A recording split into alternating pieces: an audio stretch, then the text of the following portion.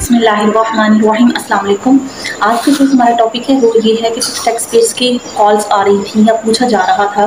कि क्या 30 जून को जो बैंक्स में बैलेंस पड़ा हुआ है वो निकलवा लें या फिर उस पर एफपीआर की कोई पूछ होगी या फिर उस पर कोई किसी भी किस्म का कोई टैक्स वगैरह लगेगा। तो ये जो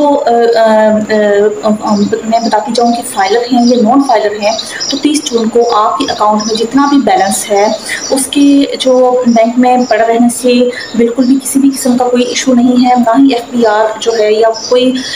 जो बैंक है उस इंफॉर्मेशन को जो शेयर कर रहा होता है विदाउट स्पेसिफिक जो सिचुएशंस और इन स्पेसिफिक सिचुएशन। बिकॉज अगर आप लोग फाइलर हैं और अपनी रिटर्न्स प्रॉपरली फाइल कर रहे हैं तो आपको इन चीज़ों की जो है लाइक किसी भी किस्म का कोई जो इशू नहीं है कि आप अपना जो है बैंक अकाउंट के बैलेंस को लेकर परेशान हो, क्योंकि अगर आपने अपनी प्रॉपर रिकॉन्साइल्ड स्टेटमेंट्स जो हैं वो रिटर्न्स के अंदर मेंशन करती हैं तो एफपीआर विदाउट एनी रीज़न जो टैक्स पेयर के किसी भी डाटा को जो है वो नहीं गेट करता, ना ही जो बैंक्स हैं वो विदाउट जो है लॉ या विदाउट स्पेसिफिक इंस्टीट्यूशंस जो होते हैं, जो अदारे होते हैं, वो हर काम को विद इन लॉ करते हैं। लॉ के बगैर कोई भी लाइक बियॉन्ड द लिमिट्स जाके कुछ भी नहीं होता। तो इसी तरह आप लोगों का डाटा भी किस विदाउट एनी रीज़न कभी भी ना तो बैंक शेयर करेगा, ना ही एफपीआर के ऑफिसर्स या स्टाफ इतना फारिग बैठा हुआ है कि वो उससे डाटा लेगा और आपको नोटिस भेज देगा। तो कुछ स्पेसिफिक कंडीशंस की बुनियाद पर, किस स्पेसिफिक रीजंस की वजह से वो जो है और एज पर लॉ जो है अगर आपका डाटा शेयर होना होगा तो वो 30 जून से पहले भी हो जा रहा होगा या हो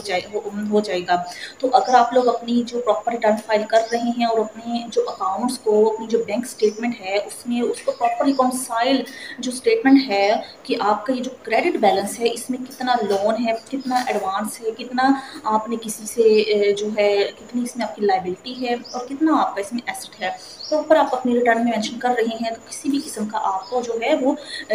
हेडक लेने की ज़रूरत नहीं है। अब मैं आपको बताती चलूँ कि वो कौन सा कानून है जिसके तहत जो आपका बैंक का डाटा है वो शेयर हो सकता है और जो कौन सा सेक्शन है और किस तरह जो है कब जो है बैंक जो है आपका डाटा जो है एफपीआर से शेयर कर सकता है। वो है एक सेक्शन है, सेक्शन 165 ए और जो रूल है 39A टू 39F, जिसके तहत जो है कुछ लिमिटेशंस हैं और कुछ जो है वो कंडीशंस दी गई हैं। अगर आप उनकी जो बैंक बैलेंस है उसमें वो ट्रांजैक्शंस होती हैं उस नेचर के, देन जो है वो बैंक आपका डाटा एफपीआर के साथ शेयर करेगा। For example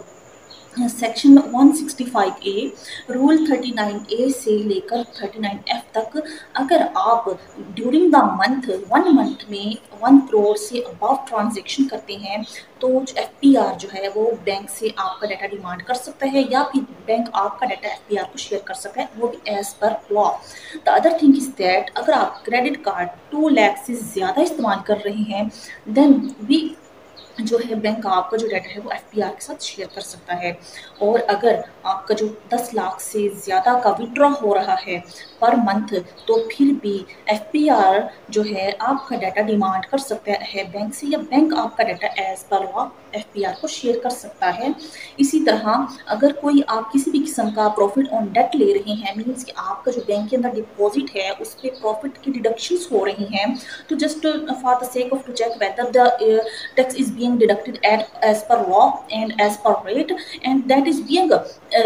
submitted in at ready of FPR। इस चीज़ों को चेक करने के लिए जो है वो FPR से जो है बैंक से आपका डाटा डिमांड कर सकता है।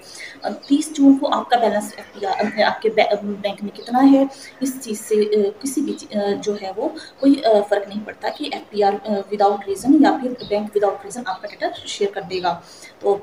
जस्ट आप अपने रिटर्न्स प्रॉपरली फाइल करें और आप जो फाइलर हैं तो क्रेडिबल आपकी जो क्रेडिबिलिटी है वो मेंटेन रहे। तो इस तरह किसी भी किस्म का जो है इस तरह जो किस इशू नहीं है कि आपका डाटा जो है वो शेयर किया जा रहा है। तो 30 जून को आपका कितना भी डाटा हो बैंक में इस चीज़ से बिल्कुल भी फ़र्क नहीं पड़ता। Thank you.